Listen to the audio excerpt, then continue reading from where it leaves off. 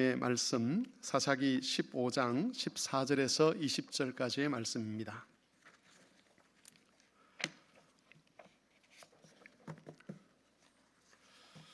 사사기 15장 14절에서 20절까지의 말씀을 제가 봉독하겠습니다.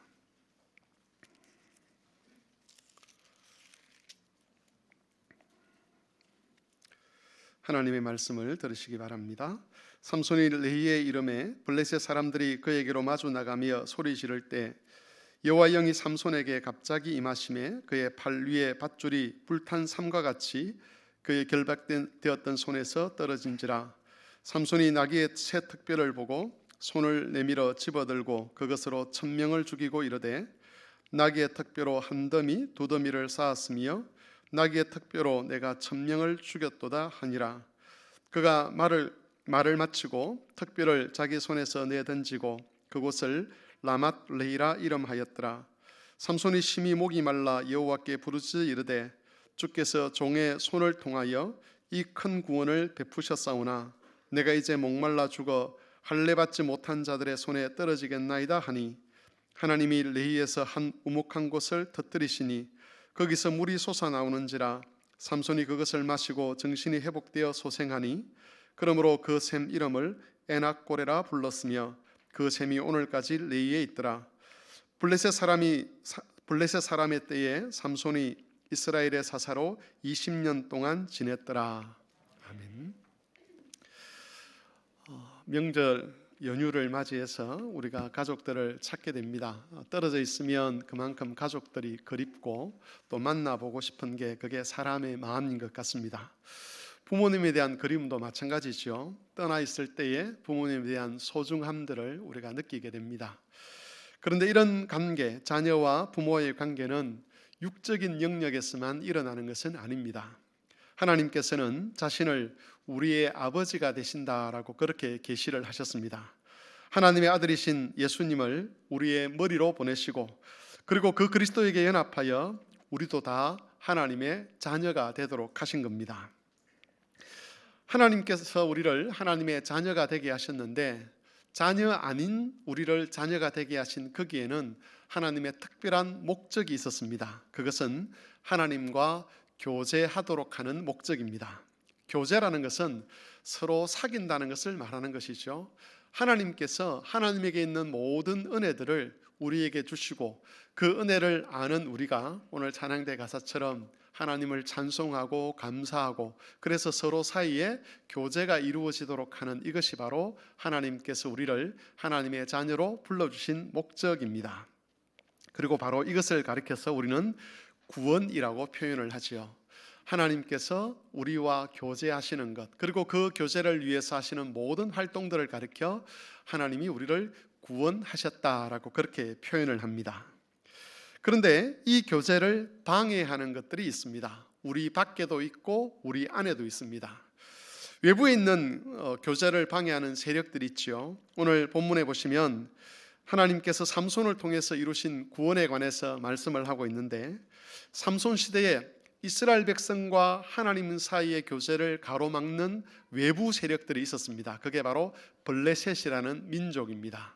이 블레셋 사람들이 이스라엘을 정치적으로 경제적으로 지배하고 괴롭히고 그러면서 하나님과 교제하지 못하도록 유혹하고 우상을 섬기도록 그렇게 미혹하고 하는 이런 일을 했다는 겁니다.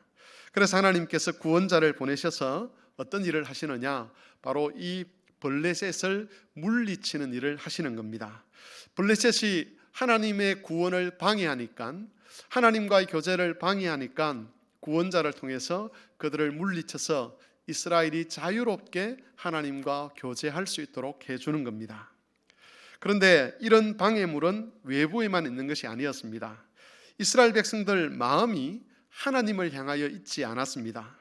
하나님과 교제를 하고 그 진정한 교제가 되기 위해서는 하나님께서도 이스라엘 백성을 사랑해야 되지만 이스라엘 백성들도 하나님을 사랑할 수 있어야만 합니다. 그래야만 그 교제가 즐겁고 풍성한 교제가 될 수 있었습니다. 그런데 이스라엘 백성들에게 하나님을 사랑할 마음이 없었습니다. 이스라엘 백성들에게 하나님의 은혜를 구할 마음이 없었습니다. 사실 이것이 외적인 블레셋보다 하나님과 이스라엘 백성들의 교제를 가로막는 가장 근본적인 문제였습니다. 그래서 하나님께서 블레셋을 물리치는 일도 해야 되겠지만 이 떠나 있는 이스라엘 백성들의 마음을 다시 하나님께로 돌아오도록 하는 것, 하나님께 대하여 전혀 기대하지 않던 그 이스라엘 백성들의 마음을 다시 하나님께 기대하도록, 하나님의 은혜를 소원하도록 만드는 일을 삼손이 해야 했다는 것이지요. 하나님을 알게 하고 하나님을 찾게 하고 하나님을 향하여 부르짖도록 하는 그 일을 위해서 하나님께서 삼손을 그들에게 보내신 것입니다. 삼손 시대에 하나님 대신 유다 사람들의 마음을 가득 채우고 있었던 대표적인 것이 두려움과 염려였습니다. 이 두려움과 염려 때문에 이스라엘 백성들 마음속에 하나님께서 들어가실 자리가 없었다는 것이죠. 온통 마음을 두려움과 염려가 채우고 있었고, 그것 때문에 이 사람들의 마음이 하나님께로 향할 수가 없었습니다. 사실 지금 이 시대에도 두려움과 염려는 성도들이 그 마음에 하나님을 모시지 못하도록 하는 가장 강력한 힘으로 작용을 합니다. 마귀는 여전히 이 두려움과 염려를 불러일으키는 것을 통해서 성도들이 하나님을 온전히 사랑하지 못하도록 유혹을 합니다. 영생을 위해서 주신 하나님의 말씀과도 거리를 두게 만드는 것이죠. 하나님을 기대하지 못하도록 만듭니다. 그 두려움과 염려에 사로잡혀서 하나님이 주신 믿음의 흔적은 있지만 그 믿음을 따라 살지 못하는 겁니다. 오늘은 본문에 기록된 이 삼손의 구원 사역을 통해서 두려움과 염려로 채워진 이스라엘 백성들의 마음을 하나님께서 어떻게 파괴하려고 하시는지, 그들의 마음에 어떻게 도전하려고 하시는지를 살펴보고자 합니다. 말씀을 통해서 우리가 두려움과 염려로 우리의 마음을 채우도록 하는 그런 마귀의 계략을 어떻게 이길 수 있는지, 우리가 붙들어야 될 소망이 무엇인지를 한번 확인하실 수 있었으면 좋겠습니다. 먼저 두려움을 이기게 하시는 여호와입니다. 본문은 아니지만 15장 8절에 보시면 삼손이 블레셋 사람과의 싸움에서 크게 이겼다는 내용이 기록되어 있습니다. 이 싸움 후에 삼손은 에담 바이텀에 머물고 있었습니다. 삼손이 에담 바이텀에 머물고 있을 때에 삼손을 잡기 위해서 블레셋이 군인들을 동원해서 레히라는 곳에 진을 쳤습니다. 그러자 그들을 두려워했던 유다 지파 사람들이 블레셋 사람들을 찾아가서, 아니 우리가 당신들의 말을 잘 듣고 있는데 왜 우리와 전쟁을 하려고 하느냐라고 따져 물었습니다. 블레셋 사람들은 만일 너희가 삼손만 내어준다면 우리가 특별히 너희와 전쟁을 하지 아니하고 돌아가겠다라고 그렇게 이야기를 합니다. 그러자 유다 사람들이 3,000명이 모여서 삼손을 찾아갑니다. 삼손을 찾아가서 뭐라고 이야기를 하느냐 하면 15장 11절에 그렇게 기록되어 있습니다. 유다 사람 3,000명이 에담 바이틈에 내려가서 삼손에게 이르되 너는 블레셋 사람이 우리를 다스리는 줄을 알지 못하느냐? 네가 어찌하여 우리에게 이같이 행하였느냐? 원래대로라면 삼손이 블레셋 사람과 싸우는 것을 보고 유다 사람들도 함께 싸워야 하는 것이 정상입니다. 그런데 삼손에게 와서 불평을 하죠. 너는 블레셋 사람이 우리를 다스리는 줄을 알지 못하느냐? 유다 사람들은 자신들이 블레셋의 지배를 받고 있는 것을 당연하게 생각을 했고, 그래서 그들과 싸우려고 했던 삼손을 책망을 했습니다. 가나안 땅은 하나님이 이스라엘 백성들에게 주신 기업으로 주신 땅이었습니다. 하나님께서는 이스라엘이 그 땅을 차지하고 블레셋 사람을 몰아내고 거기서 하나님과 거룩한 교제를 나누기를 원하셨습니다. 그런데 유다 지파 사람들은 그럴 마음이 없었습니다. 그들은 블레셋의 지배를 받고 있는 이 상황이 나쁜 상황만은 아니다라고 생각을 했습니다. 여기서 나름대로 잘 먹고 살고 있고 자녀들도 나름대로 안정되게 잘 자라고 있는데 괜히 삼손이 나서서 이들을 몰아낸다, 이 땅을 하나님이 주신 기업으로 우리가 삼겠다라고 그렇게 하는 것은 괜한 분란을 일으키는 것이고 그것은 스스로 화를 자초하는 것이라고 생각했습니다. 그래서 삼손을 책망하고 삼손을 잡아주려고 했던 것이지요. 여러분, 유다 지파의 이런 태도에는 여러 가지 원인이 있을 수 있는데 그 중에서 가장 중요한 것은 바로 블레셋에 대한 두려움 때문이었습니다. 당시 블레셋은 가나안 일대에서 가장 큰 힘을 가지고 있던 그런 민족이었습니다. 이 당시 블레셋은 철로 된 무기를 가지고 있었습니다. 그런데 이스라엘 백성들에게는 무기가 전혀 없었습니다. 시대가 어느 정도 지나고 난 다음에 이스라엘 백성들 사이에 왕이 세워졌는데 첫 번째 왕이 사울이었고 그 왕자가 요나단이었습니다. 그때 이스라엘 백성들 중에 무기를 가지고 있었던 사람, 칼이나 창을 가지고 있었던 사람은 딱 두 사람밖에 없었습니다. 왕이었던 사울, 그리고 그의 아들 요나단. 나머지 사람들은 전쟁할 때 뭘 들고 가느냐? 괭이 들고 가고 삽 들고 가고 나무 들고 가고 그렇게 전쟁을 했다는 것이지요. 이에 반해서 블레셋 사람들은 다 군인들이 다 창이나 칼, 철로 된 무기를 가지고 있었습니다. 이스라엘 백성들 눈에 철로 된 무기를 가진 블레셋 사람들은 넘볼 수 없는 힘을 가진 강력한 군대였습니다. 그런 나라를 대적해서 싸운다는 것은 스스로 자멸하는 것이나 다름이 없다라고 본 것이지요. 그래서 그들은 현실을 인정하기로 했습니다. 괜히 되지도 않는 싸움을 해서 모든 것을 잃어버리느니 차라리 비록 수치스럽긴 하지만 고통스럽기도 하지만 블레셋의 지배를 받고 사는 것이 훨씬 더 낫다라고 결론을 내린 겁니다. 그런 두려움 앞에서는 하나님의 백성이라는 신분, 아브라함의 자손이라는 신분도 의미가 없었습니다. 하나님께서 그들에게 위대한 약속을 주셨다는 것도 의미가 없었습니다. 블레셋과 그들이 가지고 있는 힘에 대한 두려움이 영적인 모든 가능성들을 짓눌러버린 채 이스라엘 백성들을 현실에 안주하는, 현실과 타협하는, 그러면서 여호와를 버려도 되는 그런 삶으로 이끌고 있었다는 것입니다. 그리고 그런 생각을 가진 유다 사람들에게 삼손의 행동은 그들의 안전과 삶을, 생명을, 그들의 가족을 위협하는 행동으로밖에 보이지 않았습니다. 그래서 삼손과 함께 블레셋과 싸우려 하기보다는 삼손만 넘겨주고 지금의 수치스러운 평화라도 지켜가야 되겠다라고 그렇게 결론을 내린 것이지요. 이런 이스라엘 백성들 앞에서 하나님은 삼손이 나귀 특별로 블레셋을 이기는 장면을 보여주셨습니다.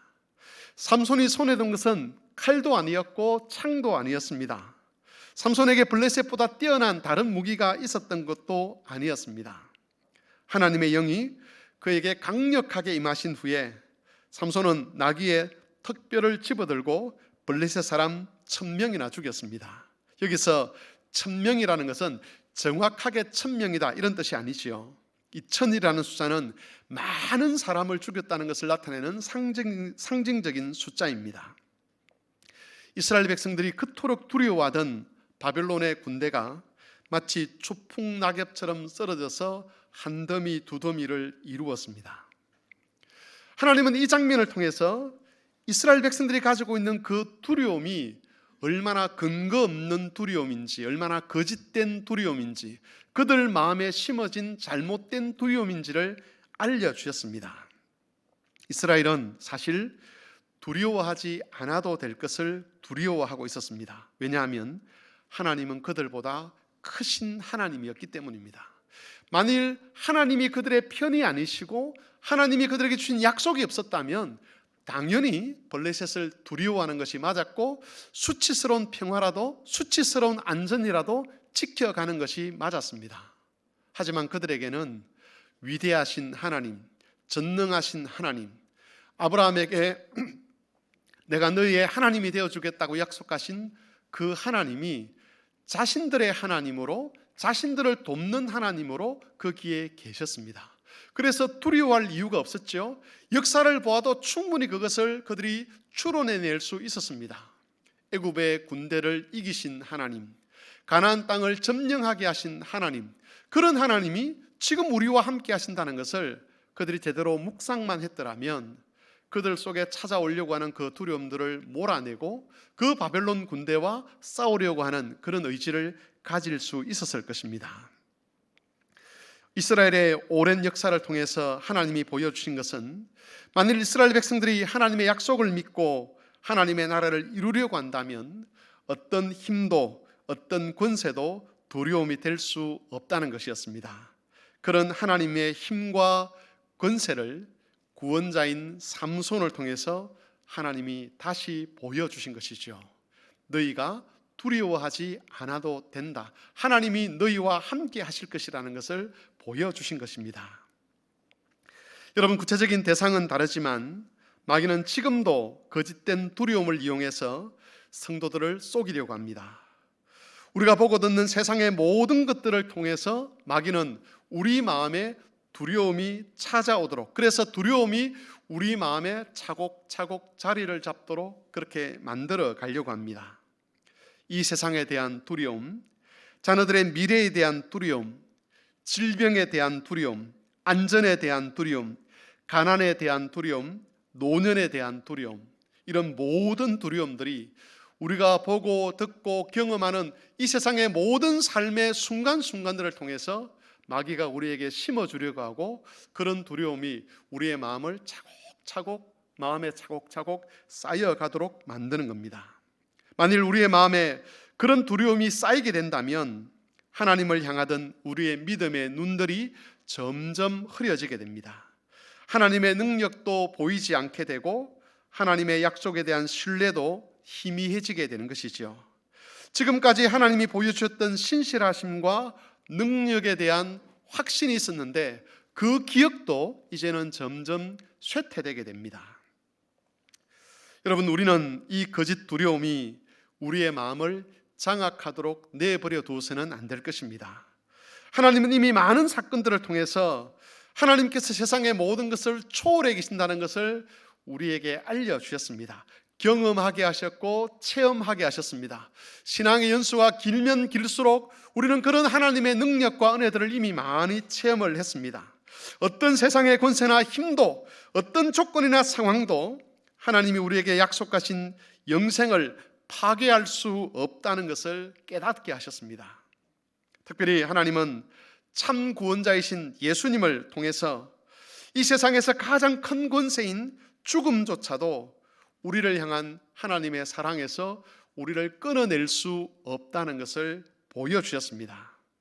죽음조차도 이기신 그 예수님, 거기에 우리를 연합시켜 주심으로써 우리 역시 죽음을 이길 수 있도록 해주신 것이지요. 여러분, 이 세상에서 죄나 마귀나 이 세상이 가질 수 있는 가장 큰 힘이 무엇이겠습니까?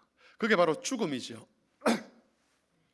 만일 죽음을 이길 수 있다면 그 죽음 아래에 있는 다른 권세는 오죽하겠습니까? 하나님은 죽음을 이기신 예수님을 우리에게 머리로 주심으로써 우리도 역시 그 죽음도 두려워하지 않을 수 있는 그런 하나님의 자녀라는 것을 알려주셨습니다. 우리의 삶이라는 것, 우리 자녀의 미래라는 것, 그것이 결코 하나님의 손에서 벗어나 있는 것이 아니라는 것을 우리가 기억해야 된다는 것이죠.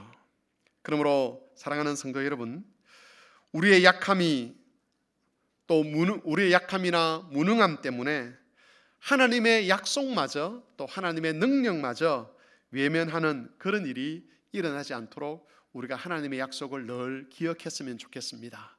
성경에 기록된 하나님의 역사와 그 하나님의 은혜들, 예수 그리스도를 통해서 이미 우리에게 확인시켜 주신 그 하나님의 능력과 사랑들, 그리고 지금까지 살아오면서 우리의 삶에서 체험된 그 하나님의 은혜와 사랑과 능력들을 늘 기억하면서 우리 속에 찾아오는 두려움들을 하나씩 몰아내고 하나님이 우리에게 약속하신 그 믿음의 길, 그 헌신의 길, 그 올바른 영생의 길을 끝까지 걸어가는 그런 성도들이 되실 수 있기를 바랍니다.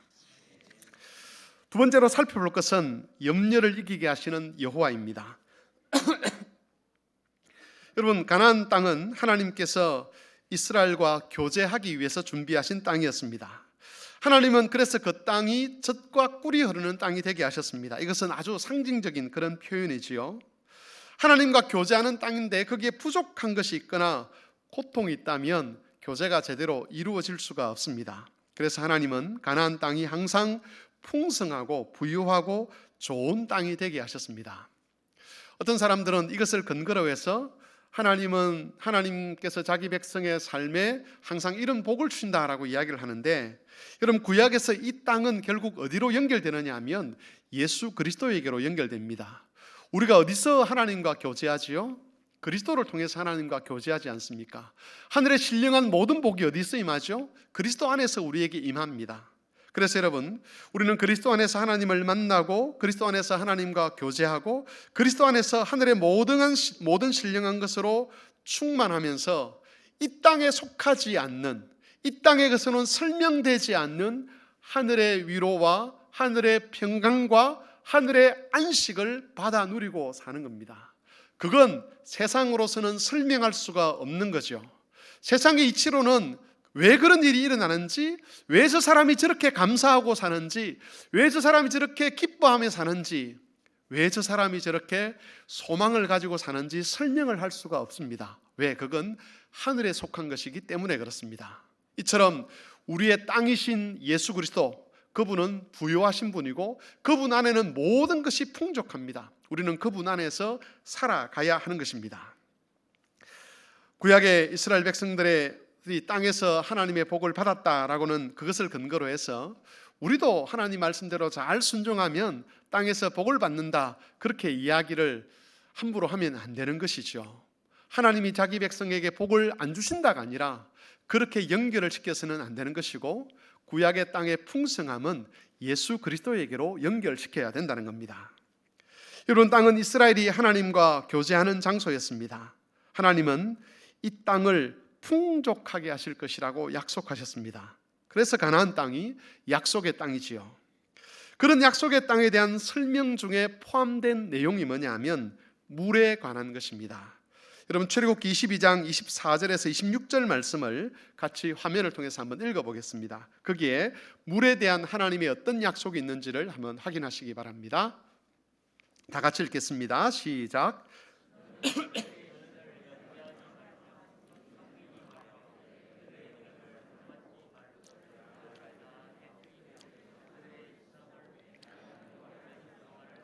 그리하면 여호와가 너의 양식과 물에 복을 내리고 너희 중에서 병을 제하리니 내 나라에 낙태하는 자가 없고 임신하지 못하는 자가 없을 것이라. 내가 너의 날수를 채우리라. 하나님이 복을 주시는데, 가나안 땅에 복을 주시는데 어떤 복을 주시느냐? 양식의 복을 주시고 물의 복을 주신다라고 그렇게 되어 있습니다.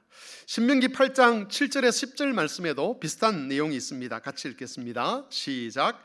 내 하나님 여호와께서 너를 아름다운 땅에 이르게 하시나니 그곳은 골짜기든지 산지든지 시내와 분천과 샘이 흐르고 밀과 보리의 소산지요 포도와 무화과와 석류와 감람나무와 꿀의 소산지라. 내가 먹을 것에 모자람이 없고 내게 아무 부족함이 없는 땅이며 그 땅의 돌은 철이요 산에서는 동을 캘 것이라. 내가 먹어서 배부르고 내 하나님 여호와께서 옥토를 내게 주셨으므로 말미암아 그를 찬송하리라. 여러분, 가나안 땅이 젖과 꿀이 흐르는 땅이 되기 위해서, 복된 땅이 되기 위해서 반드시 필요한 것이 모든 곳에서 시내와 분천과 샘이 흐르는 겁니다. 이를 위해서 하나님은 이른 비와 늦은 비에 대한 약속을 하셨습니다. 이른 비와 늦은 비라는 것은 필요할 때마다 하늘에서 비를 내리겠다는 그런 약속입니다. 그리고 여러분, 모든 곳에서 샘이 흐르도록 하겠다. 필요한 모든 것에서 샘이 터지도록 하겠다라고 그렇게 약속을 했습니다. 근데 여러분, 오늘 본문을 보시면 삼손은 시내와 분천과 샘이 가득하리라고 약속된 그 땅에서 목말라 죽게 될 위험에 처해 있었습니다. 하나님의 뜻을 따라서 블레셋과 싸움을 싸우고 이겼는데 이제 목이 말라 더 이상 그 힘이 없어 죽게 될 위험, 그 이방인들의 손에 떨어질 위험에 처했다는 것이죠. 삼손의 이 상황은 지금 가나안 땅이 젖과 꿀이 흐르는 땅이 되지 못하고 있다는 것을 나타냅니다. 하나님께서 안식을 약속하셨는데 평화를 약속하셨는데 진짜 안식이 없고 진짜 평화가 없다는 겁니다. 가짜만 거기에 있습니다. 바로 그 땅에서 삼손은 하나님께 부르짖습니다. 물이 없는 땅에서 물을 주시도록 부르짖었습니다. 그리고 하나님께서는 부르짖는 삼손의 기도를 들으시고 한 우묵한 곳을 터뜨리시고 거기서 샘이 솟구치도록 하셨습니다. 샘이 없던 땅에 샘이 터지고 거기서부터 다시 물이 흘러나와서 목말라 죽게 된 삼손이 그것을 마시고 다시 영혼의 힘을 얻도록 하신 겁니다. 여러분, 하나님은 이 사건을 통해서 만일 이스라엘 백성들이 믿음을 회복하고 다시 하나님께 부르짖게 된다면 그 땅이 다시 시내와 분천과 샘이 흐르는 땅이 될 수 있다는 것을 보여주셨습니다. 하나님께서 처음 약속하신 대로 이스라엘은 다시 복과 안식을 얻을 수 있다는 겁니다. 하나님의 응답하심으로 영혼이 소생케 된 삼손은 그 샘의 이름을 엔하꼬레라고 지었습니다. 엔하꼬레라는 것은 부르짖는 자의 샘이라는 겁니다. 샘이 그냥 터지는 것이 아니라 부르짖는 자의 기도를 들으시고 하나님이 응답하여 터뜨려 주신 샘이다. 그런 의미로 엔하꼬레라고 불렀습니다. 성도 여러분, 하나님은 이 샘 엔하꼬레를 통해서 이스라엘 백성들에게 분명한 메시지를 주셨습니다. 이스라엘이 여호와를 기억하고 여호와의 언약을 기억하고 하나님의 도움을 구하며 부르짖을 때에 가나안 땅은 다시 골짜기든지 산지든지 시내와 분천과 샘이 흐르는 땅, 젖과 꿀이 흐르는 땅이 될 수 있을 것이다 라는 메시지를 주신 겁니다. 이스라엘은 지금까지 하나님의 약속을 믿지 못했고 스스로 샘을 만들기 위해서 노력을 했습니다. 자신들이 생각하기에 하나님의 약속은 현실성이 없는 것처럼 보였습니다. 현실에서 겪는 여러 가지 염려들을 해결하는 데에 하나님의 약속은 조금도 도움이 될 것처럼 보이지 않았습니다. 그들 앞에 떡하고 버티고 서 있는 그 블레셋 사람들과의 싸움에서 이겨내기 위해서 그 블레셋 앞에서 생존하는 데 있어서 하나님의 약속이라는 것이 의미가 없어 보였다는 것이지요. 그래서 그들은 하나님의 약속보다는 자기들의 지혜를 신뢰를 했고 스스로 샘을 만들기 위해서 고군분투했던 겁니다. 하지만 성경이 기록한 대로 그 결과는 비참했습니다. 그들의 많은 노력에도 불구하고 그들이 팠던 샘들은 마치 밑빠진 웅덩이와 다름이 없었습니다. 예레미야 2장 13절 말씀 같이 읽겠습니다. 화면을 보시면서 같이 읽겠습니다. 시작.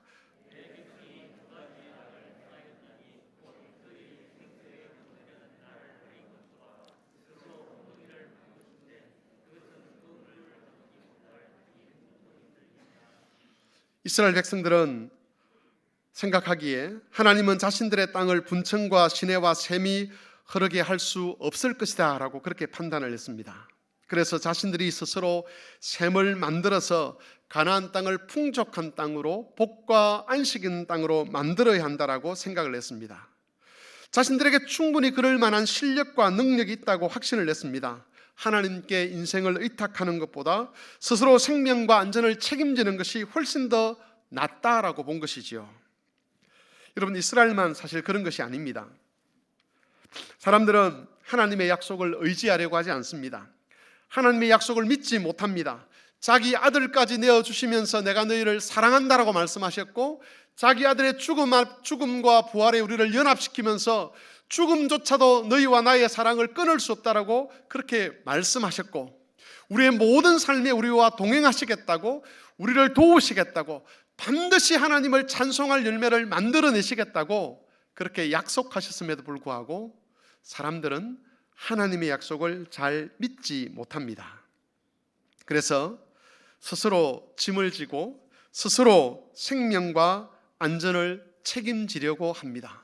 하나님께서 너와 너의 자손의 삶을 내가 책임지겠다라고 말씀하셔도 우리는 당장 하나님께서 주시는 무언가가 없다는 그것 때문에 하나님의 약속은 현실성이 없다라고 제껴둡니다. 그리고 하나님, 제가 스스로 한번 책임져 보겠습니다. 제가 한번 우물을 만들어 보겠습니다. 이 지금 물이 없는 이 땅에 제가 샘을 파서 우리 먹을 것을 한번 내어 보겠습니다 라고 하나님 앞에 자기를 내세운다는 겁니다. 그런데 여러분, 과연 우리 중에 그런 책임을 질 만한 능력을 가진 사람이 누가 있겠습니까? 우리는 당장 1시간 후에 무슨 일이 일어날지 알지 못하는 인생입니다. 사고가 나도 거기에 적절한 대처를 할 수 없는 그런 연약한 인생들입니다. 어떻게 이런 인생들이 수많은 위협과 인생의 도전과 문제들 앞에서 자기 인생을 책임지고 자기 자녀들의 인생을 책임지는 자가 될 수 있겠느냐는 것이죠.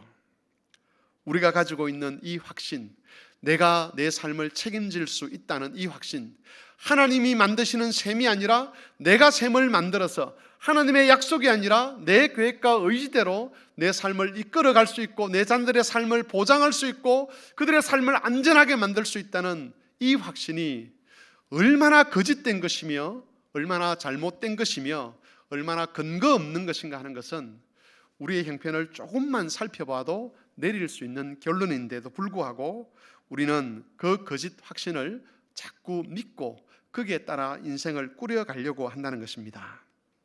우리 중 어느 누구도 자기 삶의 처소를 분천과 시내와 샘이 넘쳐 흐르는 곳으로 만들 수 있는 사람이 없습니다. 하나님께서 우리의 건강을 가져가신다거나 하나님께서 우리를 보호하시는 손길을 놓아버리신다거나 그렇게 되면 우리는 흔적도 없이 이 세상에서 사라질 수 있는 그런 미약한 인생들입니다. 하나님은 그런 인생들을 향해서 엔학고레를 선물로 주셨습니다. 여러 가지 현실적인 염려와 근심 때문에 생수의 근원이 되시는 하나님을 버리고 스스로 웅덩이를 파고 있는 그들에게 하나님 자신은 샘을 솟구치게 하시는 하나님이라는 것을 알려주고 계신 겁니다. 그러나 여러분, 이 선물은 그냥 단순한 선물이 아니지요.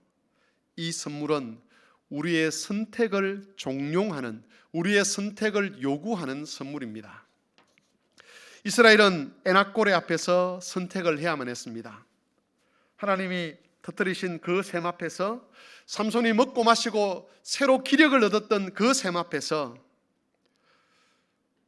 하나님께 부르짖어 샘을 더 얻든지, 아니면 하나님의 이런 선물에도 불구하고 부르짖기를 거부하고 지금처럼 스스로 샘을 찾으려 하든지 둘 중에 한 가지를 선택해야만 했습니다. 여러분, 우리도 선택을 해야 합니다. 우리의 삶에 분천과 시내와 샘이 흐르도록 우리가 스스로 샘을 팔려고 하든지, 아니면 하나님께 부르짖어 또 다른 엔학고레를 선물로 받든지 결단해야 하는 것이죠. 사실 하나님은 이미 엔학고레를 우리에게 주셨습니다. 우리의 영원한 엔학고레는 바로 우리 주 예수 그리스도입니다. 그리스도 안에서 참 안식을 얻을 수 있도록, 그리스도 안에서 하늘의 위로와 평강을 얻을 수 있도록, 그리스도 안에서 영원한 소망을 바라볼 수 있도록 우리에게 이미 복을 다 주셨습니다.